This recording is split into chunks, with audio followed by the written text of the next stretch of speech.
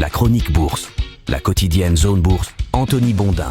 Bonjour à toutes et à tous, bienvenue dans ce point de marché Zone Bourse du mardi 16 avril 2024. Je l'ai titré ce matin, les ours traquent boucle d'or. Les marchés actions ont l'air d'être entrés dans une phase plus complexe qui érode la confiance des investisseurs en ouverture de la saison de publication des résultats du premier trimestre. Le scénario dit boucle d'or où tout est tiédasse mais prévisible est fragilisé et les ours baissiers rôdent à nouveau. Il faut remonter 6 mois en arrière jusqu'en octobre 2023 pour retrouver 2 séances consécutives de baisse de plus de 1% pour le S&P 500. Vendredi, l'indice large américain a cédé 1,46% précisément et hier, il a encore perdu 1,2%. Cette baisse de 2,6% en 2 séances le ramène 2 mois en arrière à une époque où les investisseurs débattaient encore pour savoir si la Banque centrale américaine allait réduire ses taux 4 ou 5 fois cette année. Mais désormais, la question à $1 million, c'est plutôt de savoir si les taux baisseront en 2024 ou pas. C'est certes une vision un petit peu pessimiste, mais elle a fait son chemin dans l'esprit des investisseurs, d'où un certain abattement sur les marchés actions. Des marchés actions qui semblent se résigner à un scénario moins favorable, en tout cas un scénario où l'argent serait moins abondant, puisque des taux élevés signifient qu'il y a moins de liquidités en circulation, donc qu'il faut être plus sélectif dans ses investissements, donc que la frange la plus risquée des actifs a tendance à être délaissée. Comme je l'écris un petit peu trop souvent faute de meilleure idée,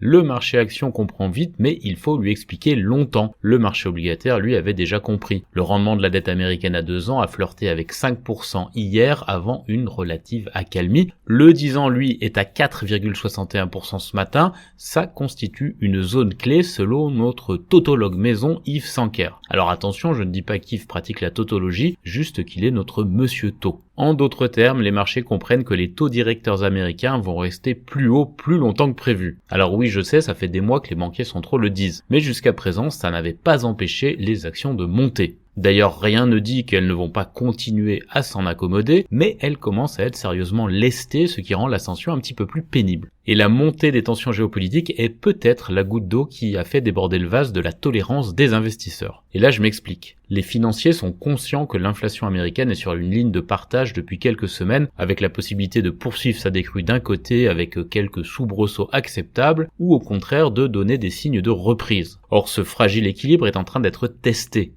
par la situation au Proche-Orient qui maintient les cours du pétrole à haut niveau et qui renchérit le transit des marchandises, ou testé plus récemment par les restrictions sur les métaux russes qui vont réduire l'offre et donc mécaniquement avoir un effet positif sur les prix. Hier, à Wall Street, les indices ont donné l'impression qu'ils allaient faire ce qu'ils font le mieux depuis le début de l'année, faire taire les prophètes de malheur en effaçant illico leurs pertes de la séance précédente. Et puis tout est parti en vrille. Les vétérans du marché se méfient d'ailleurs de ces journées qui démarrent au plus haut et qui se terminent au plus bas. C'est le signe d'une nervosité malsaine. Alors à ce stade, je suis obligé de parler du VIX, grosso modo 2 semaines après avoir développé une théorie en vogue sur les marchés selon laquelle il ne serait plus aussi pertinent que par le passé à cause du jeu des produits dérivés détournés. C'est le privilège des commentateurs boursiers et autres charlatans dans mon genre, on peut écrire tout et son contraire du moment qu'on met du conditionnel un petit peu partout. Le VIX donc, c'est l'indice de la peur, et même s'il est censé marcher un petit peu moins bien qu'avant, notez l'usage du censé, qui est une alternative efficace au conditionnel, eh bien il est monté à 19 points hier, le bougre du jamais vu depuis octobre dernier.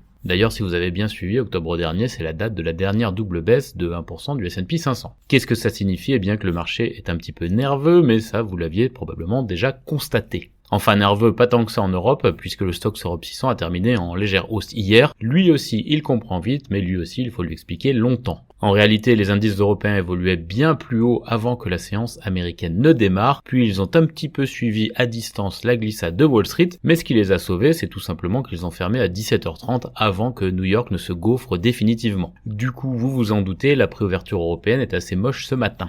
Les investisseurs auraient pu être rassurés par la publication d'un PIB chinois du premier trimestre plus vigoureux que prévu cette nuit. Pékin a en effet communiqué une croissance annuelle de 5,3%, là où les économistes voyaient plutôt 4,8%. Un dépassement quasi miraculeux dans la mesure où les composantes sur les ventes de détail et la production industrielle étaient moins élevées que prévu. On le doit à l'investissement public principalement qui a largement dépassé un investissement privé très faible. Dans le détail, la performance n'est donc pas folle, ce que semble corroborer d'ailleurs le parcours des actions chinoises ce matin, on va en reparler un petit peu après. Alors pour apporter un petit peu de positif dans ce tableau qui m'a l'air sombre à la relecture, il va falloir se tourner vers les publications d'entreprises. LVMH apportera sa pierre à l'édifice, mais seulement ce soir post-clôture. Le géant français du luxe va-t-il rassurer sur les perspectives du secteur, notamment sur le marché chinois? Eh bien le verdict doit tomber autour de 17h45. Ce matin, ce sont Ericsson et Sika qui sont sur le pont en Europe. Aux États-Unis, on attend à la mi-journée United Health, Johnson & Johnson, Bank of America ou encore Morgan Stanley.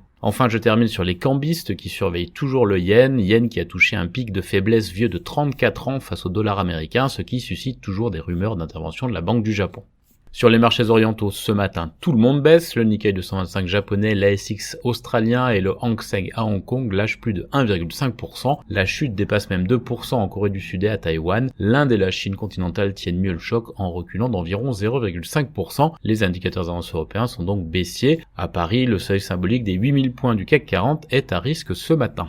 On passe à l'actualité des sociétés, on commence par la France où Stellantis fera des arbitrages à la fin 2024 sur ses capacités futures dans l'électrique, a annoncé son patron. Siemens, Fortress et Wabtec seraient en lice pour l'acquisition de l'unité de signalisation d'Alstom aux États-Unis et Amundi va fusionner Amundi US avec Victory Capital en prenant 26,1% du capital de l'américain. L'équipementier Forvia a cédé sa filiale Hug Engineering au groupe belge Ogepar, Vallourec a placé 820 millions d'euros d'obligations 2032 et SEB a bouclé un placement privé de dette de 150 millions d'euros pour améliorer le profil de sa dette. Les porteurs d'obligations d'Atos ont décidé de fusionner pour présenter un plan de restructuration commun, ça c'est pas forcément une très bonne nouvelle pour les actionnaires. L'Etenda va équiper ses bus électriques avec les systèmes de batterie Forsee Power et SideTrade va racheter SHS Viveon AG, une société allemande leader dans les logiciels Order to Cash. On a aussi Acticor Biotech qui présentera des résultats cliniques de phase 2-3 lors du salon ESOC 2024 et Planisware qui relance son projet d'introduction en bourse. Côté agenda des publications, outre LVMH aujourd'hui, on a Virbac, Thermador, SideTrade ou encore Broadpeak. À l'international, des résultats sont tombés depuis hier soir, ceux d'Ericsson, de Lufthansa ou encore de Sika. Sur le continent européen, Eni pourrait vendre 1,3 milliard d'euros de participation dans ses unités de biocarburants et de bioplastique d'ici la fin de l'année selon les infos de Reuters. EasyJet a suspendu ses vols à destination et en provenance de Tel Aviv et Rheinmetall a signé un protocole d'intention pour construire une usine de munitions en Lituanie. Du côté du continent américain, Lockheed Martin remporterait le contrat de défense antimissile du Pentagone. Il est valorisé à 17 milliards de dollars, c'est une info de Reuters. Microsoft devrait annoncer un investissement de 1,5 milliard de dollars dans G42 selon le New York Times et Boeing estime qu'aucune usure n'a été constatée sur les anciens 787 en amont du témoignage d'un dénonciateur. Adobe explorerait un partenariat avec OpenAI pour ajouter des outils vidéo d'intelligence artificielle. Tesla se sépare de plusieurs hauts dirigeants en relation avec son usine géante au Texas et les États-Unis vont lancer une procédure antitrust contre Live Nation selon le Wall Street Journal. On a aussi Wintrust qui rachète la banque régionale Macatawa, Regeneron qui se défend contre la plainte du ministère de la Justice américain concernant la manipulation présumée de prix de médicaments et Piedmont Lithium qui obtient un permis d'exploitation minière en Caroline du Nord. Du côté de l'Amérique du Sud, Mercado Libre embauchera 6500 personnes au Brésil en 2024 et toujours au Brésil, EDF, Matrix et le fonds d'investissement Funny ont présenté des offres pour la privatisation du producteur brésilien d'électricité EMAE. Enfin en Asie-Pacifique, Samsung obtient 6,4 milliards de dollars de subventions pour la production de puces au Texas et ByteDance, la maison mère de TikTok, a trompé le régulateur dans l'enquête sur les paiements aux États-Unis selon The Information.